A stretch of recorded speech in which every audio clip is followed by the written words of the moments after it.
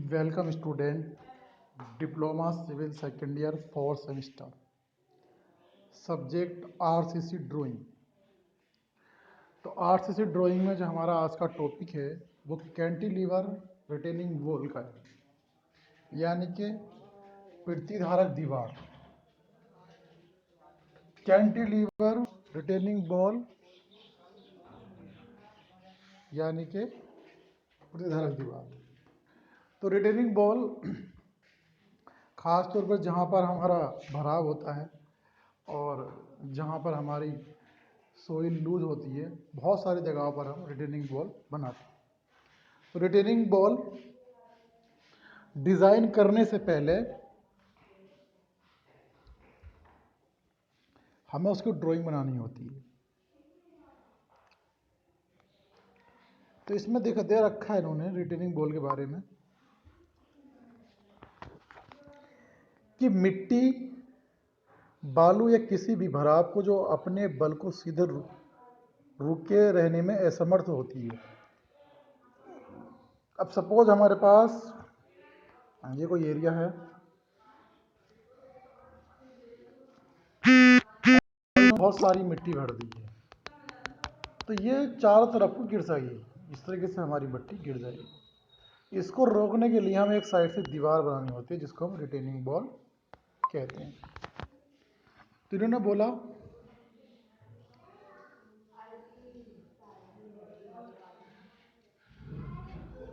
अपने बल पर सीधे रुके रहने में असमर्थ होते हैं, रोकने के लिए बनी दीवार को प्रतिधारक दीवार कहते हैं। इनका यूज भराव की सड़कों,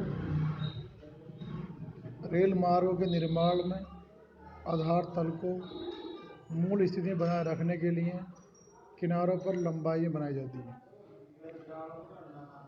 पहाड़ी सड़कों में घाटी की ओर की रोक दीवारें, एबिटमेंट, विंग बॉल आदि अपने एक और भराव की सोइल को रोकती, प्रतिधारक दीवार कहलाती हैं। जैसे आपने देखा होगा, जैसे कोई ब्रिज है, ये इस तरीके से हमारे पास सपोज ये ब्रिज है, तो यहाँ पे हम क्या करते हैं, एक विंग बॉल बना देते हैं।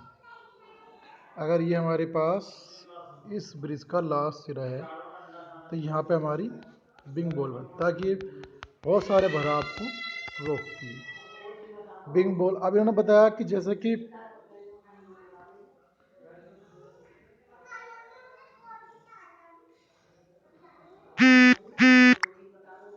इन्होंने बताया कि यहाँ पे कि लंबा पहाड़ी सड़कों की घाटियों को, अब पहाड़ी है, एक तरफ पहाड़ी जा रही है करके, ये पहाड़ जा रही है और एक तरफ हमारी खाई है। तो पहाड़ों पर जब हम बनाते हैं, रोड बनाते हैं, हमने रोड बनाई तो रोड की साइडों से हम क्या करते हैं, रिटेनिंग वॉल बनाते हैं, या फिर हम एबिटमेंट, विंग वॉल्स आदि अपने एक और भराव की शुल्क रोकती है, प्रतिधारक दीवार से। प्रतिधारक जो रिटेनिंग वॉल है उसका स्ट्रक्चर हमारा बेसिकली इस टाइप से होता है, यूँ करके होता है। तो अंदर की ओर वर्टिकल दीवार होती है यूँ करके, और बाहर की ओर हम उसको सपोर्टिंग वॉल को इस तरीके से बनाते हैं। तो भराव जो होगा सब हमारा इस साइड में होगा। अब ये हमारा किसी एंगल पे हम इसे विंग बॉल को खड़ा करते हैं ताकि ये इस भराव को सहन कर सके। तो यहाँ स्टूडेंट समझना ये ज़रूरी है कि जो रिटेनिंग बॉल होती है वो हमारी एक लूज सोइल को या एक नए भराव को रोकने के लिए बनाई जाती है, ताकि हमारा जो भराव है सोइल का या मिट्टी का या रेत का, उसको वो दीवार एक हद तक रोके रहे और वो इधर उधर ना भागे। विभिन्न निर्माण पदार्थ जैसे ईंट, पत्थर, पिरविली, सीमेंट, कंक्रीट से इनका निर्माण किया जा सकता है, मगर पिरविली, सीमेंट, कंक्रीट की बनी प्रतिधारक दीवार अन्य दीवारों की तुलना में अधिक समर्थवान होती है और कम स्थान घेरती है। पिरविलित का मतलब है रेनफोर्समेंट सीमेंट कंक्रीट की बनी दीवार। अब जब आपको मालूम है कि हमने जो दीवार बनाई इस टाइप से, ये रिटेनिंग वॉल बनाई। अब रिटेनिंग वॉल हमारी सीमेंट कंक्रीट की होगी, यानी कि आरसीसी की होगी, तो ये दीवार हमारी ज़्यादा शक्तिशाली होगी और आसानी से ये सोइल के प्रेशर से खराब नहीं होगी।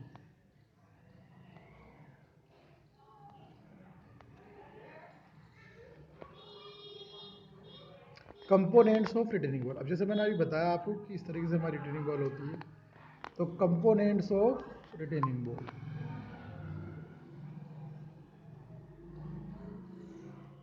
प्रतिधारक यानी कि कंपोनेंट्स ऑफ रिटेनिंग वॉल, प्रतिधारक दीवार जो प्रिविली सीमेंट कंक्रीट से बनाई जाती है।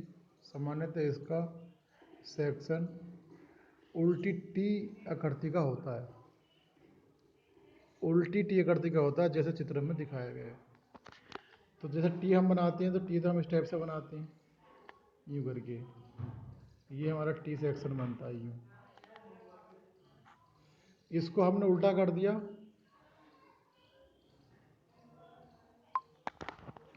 तो ये हमारे रिटेनिंग बॉल बन गए। रिटेनिंग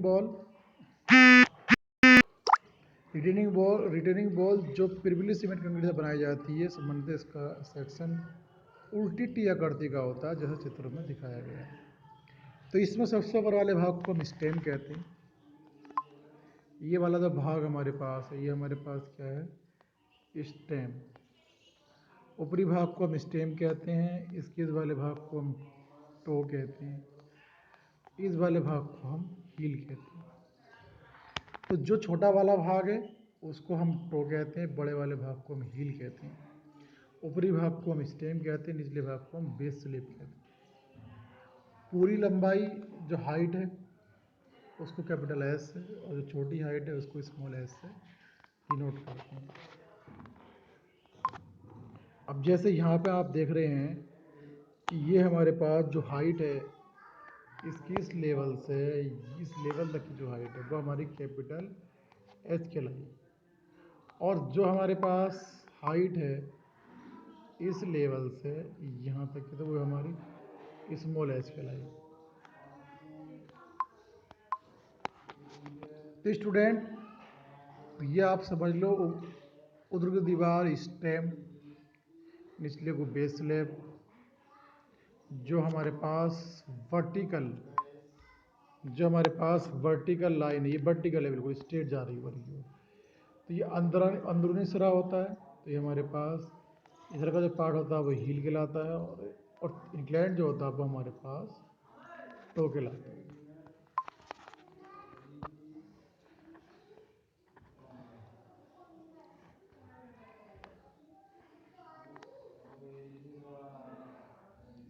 तो रिटेनिंग दीवार पर खड़ा भाग जो भराव को रोकता है,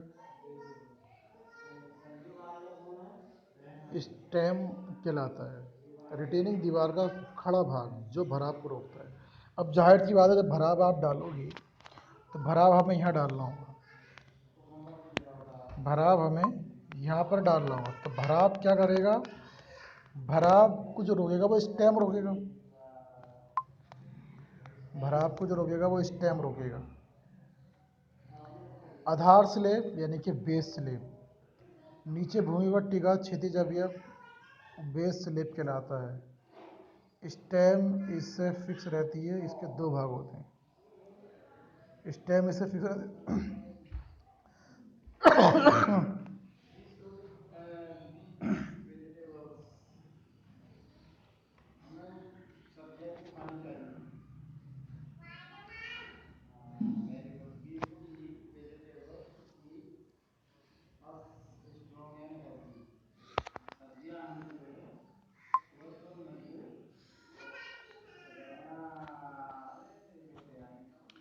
अब इसमें बोला बेस स्लेब, बेस स्लेब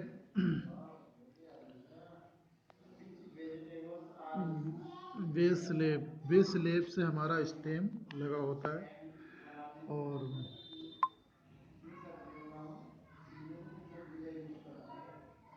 नीचे भूमि पर टिका क्षैतिज अवयव और आधार बेस स्लेब कहलाता है।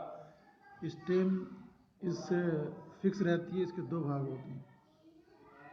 इसके दो भाग कौन कौन से होते हैं ये और समझ लो। अब जाहिर सी बात है,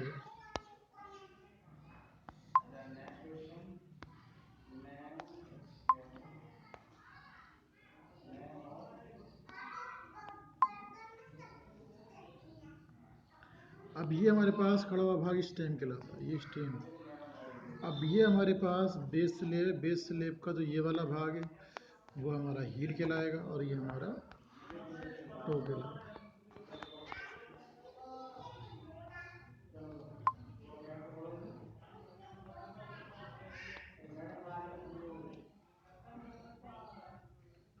स्टेम स्टेम तो बेस स्लेब नीचे भूमि पर टिका क्षैतिज अवयव बेस स्लेब कहलाता है। स्टेम इस फिक्स रहती है जिसके दो भाग होते हैं।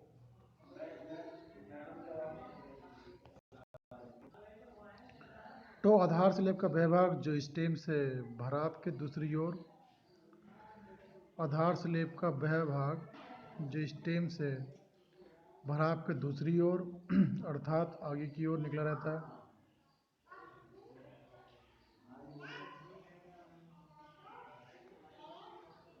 तो जो स्टेम से भराव के दूसरी ओर अर्थात आगे की ओर निकला रहता है तो कहलाता है हील। स्टेम दीवार से भराव की ओर का आधार स्लेब का भाग हील कहलाता है। बी फोल जो हमारा रिटेनिंग वॉल के भराव की सोइल में आए पानी की निकासी के लिए आए निकासी के लिए स्टेम में 2 मीटर स्टेप में 2 मीटर स्टेम दूरी तथा 5 मीटर क्षैतिज दूरी पर सुराख बनाए जाते हैं। 5 मीटर की दूरी पे सुराख बनाए जाते हैं जिन्हें बी फोल कहते हैं और यह स्टेम दीवार पर पानी के अतिरिक्त दाब को कम करते हैं। तो जो हमारी बी फोल होते हैं, ये समझ लें, ये आपने कोई रिटेनिंग वॉल डिजाइन की,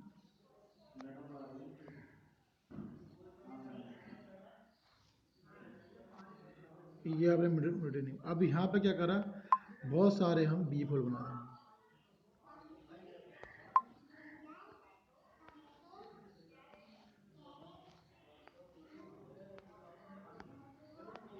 तो इस तरीके से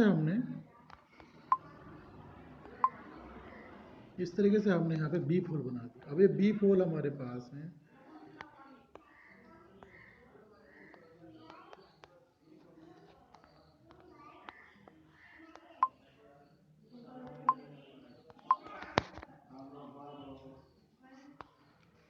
तो जो बी फोल हमारे हैं, स्त्रावत छिद्र जो बी फोल हमारे हैं, तो बी फोल जो होते हैं वो हम रिटर्निंग बॉल में लगाते हैं ताकि उससे हमारा जो वाटर का प्रेशर है वो बाहर की ओर चला जाए और रिटर्निंग बॉल पर इफेक्ट न डाल सके।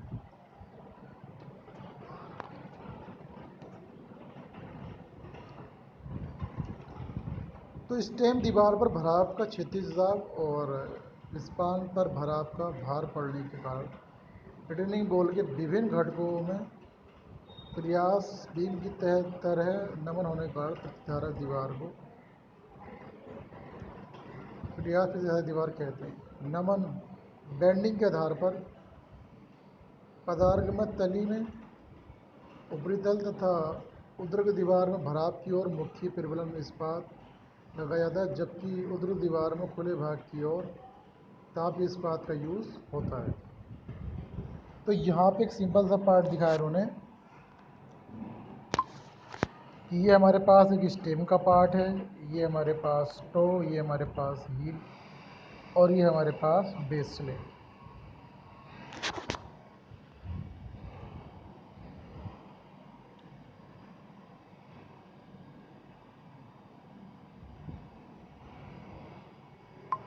तो किसी भी रिटर्निंग बॉल के 4 पार्ट होते हैं, स्टेम, बेस स्लेब, हील और टॉप।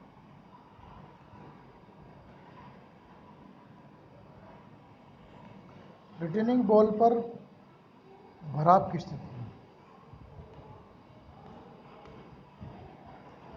रिटर्निंग बॉल पर भराव 2 प्रकार से किया जा सकता है। नंबर 1 हॉरिजॉन्टल लेवल फिलिंग और number 2 surcharge filling.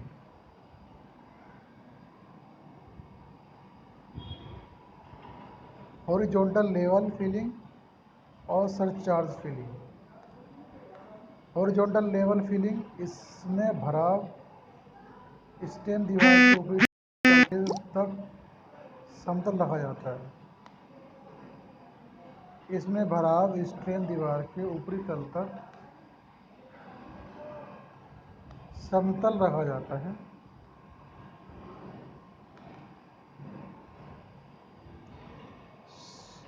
Surcharge filling, जब भराव का तल स्टेम दीवार के ऊपरी तल से किसी कोण पर ऊपर उठाया जाता है तो अधिभार यानी कि सरचार्ज फिलिंग कहलाता है। ये भराव कोण भरे जाने वाले पदार्थ के विश्राम कोण के से कम होता है।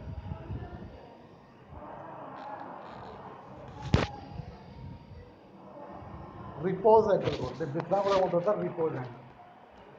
अब इन्होंने बताया कि जब हम क्षैतिज भराव, ये हमारे पास एक रिटेनिंग बॉल है, यूँ करके। अब हमने कुछ भी लेवल लिया, भराव भरा और वो भराव इसके समांतर हो, तो ये हमारा कहलाएगा समतल भराव यानी कि हॉरिजॉन्टल फिलिंग। और अगर हमने कोई भी लेवल है इस तरीके से और यहाँ हमने रिटेनिंग बॉल ले रखी, अब जो भराव है, भराव तो हमारा सपोज ऊपर तक चला गया, ये भराव आ गया, तो रिपोज एंगल जो होता है, रिपोज एंगल में होता था कि जो इसको क्रॉस ना कर पाए, तो वो रिपोज एंगल से कम होता है, वो हमारा कहलाता है surcharge.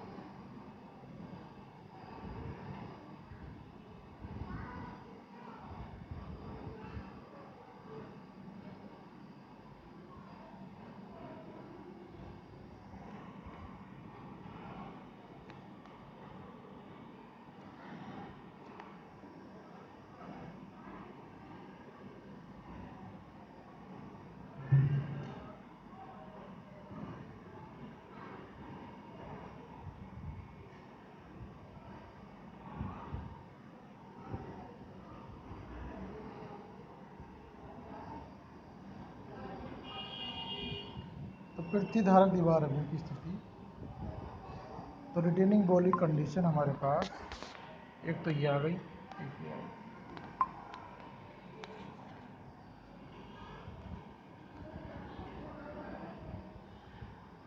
Size of cantilever retaining ball, इसका साइज कितना हो सकता है, यहाँ ये समझने की। नींव के निचले तल से स्टेम दीवार की कुल ऊंचाई को हम ऐसे डिनोट करते हैं, हाइट से, जो मीटर में मापी जाती है संदर्भ के लिए।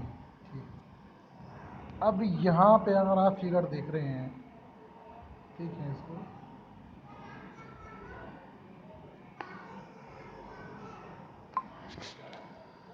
इस बेस स्लैब के सबसे निचले वाले भाग से और यहाँ वाले भाग को हमने हाइट किया।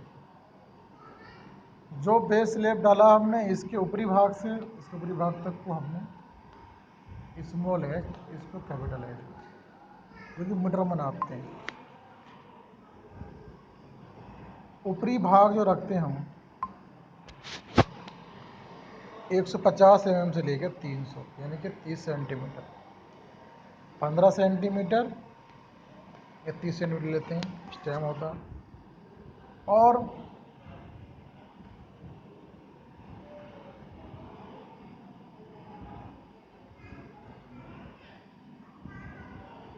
बेस स्लैब की जो हमारी विड्थ होती है 0.5 से लेकर 0.65 एच। टॉ की जो लंबाई होती है बेस की 1/4 होती है, बेस की 1/4 या 1/3।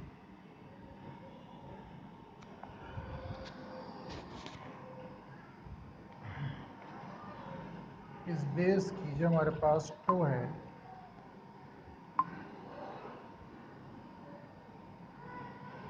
इसकी टो की जो लंबाई होगी वो हमारे पास 1/4 या 1/3 लेते हैं बेस की।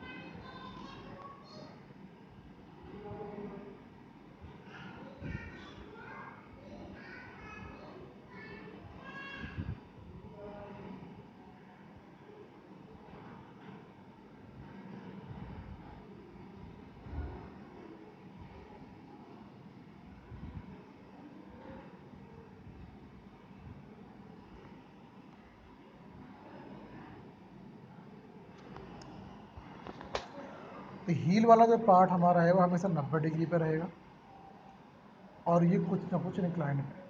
इसको मैं बताऊंगा आगे नेक्स्ट लेक्चर में कितना हमें थीटा लेना है। और वैसे तो सिर्फ एक बात है, अगर आप समझें तो जब हम बेस लेते हैं, हमने यहाँ ले लिया, ये 90 पे खड़े कर ली, अब जितनी चौड़ाई है वो हमने ऊपर ले ली, इसकी जो टी है थिकनेस लेनी है हमें हील पे, ऑटोमेटिक हम उससे आगे मिलाते हैं, तो ये हमारे पास इसकी लंबाई आ जाएगी।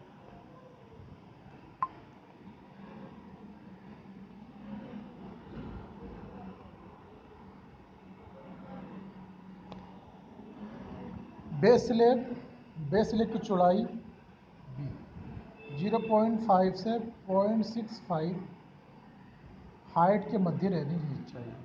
जितनी आपने हाइट ले रखी है उस हाइट की आधी या 0.65 के मध्य रहनी चाहिए। तो गहराई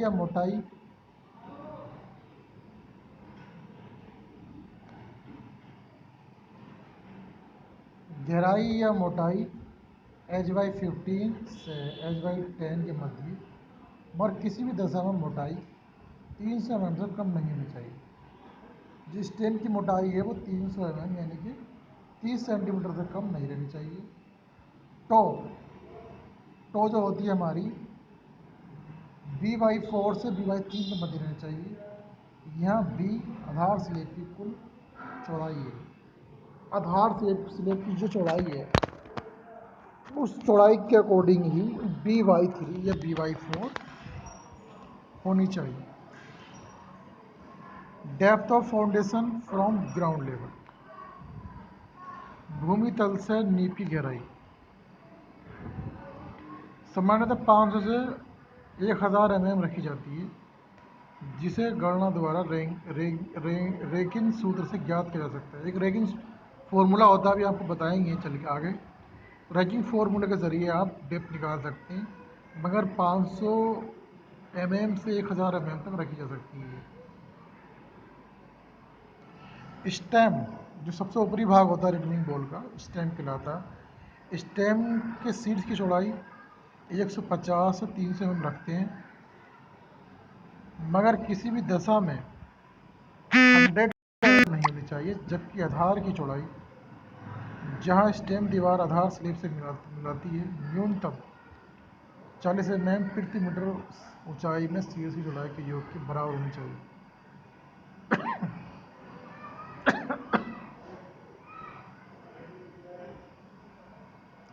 स्टेम दीवार की ऊंचाई h कुल ऊंचाई h आधार स्लेब की मोटाई घटाने प्राप्त होती है। और t बराबर एक फॉर्मूला है निकालने का, t बराबर 40 × h small h plus seeds चौड़ाई। तो ये इस फार्मूले के ज़रिए आप क्या कर सकते हो, तो इसने फार्मूला बताया कि टी बराबर, अगर हमें थिकनेस निकालनी है रिटेनिंग बॉल की सबसे बेस वाली, तो 40 इंटू स्मॉल एच प्लस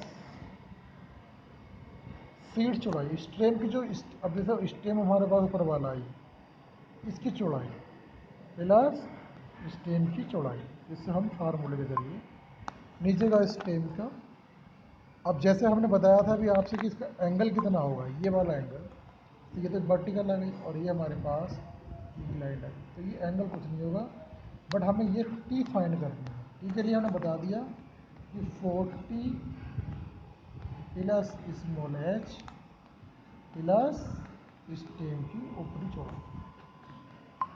तो थैंक यू क्लास, इस लेक्चर में इतना ही।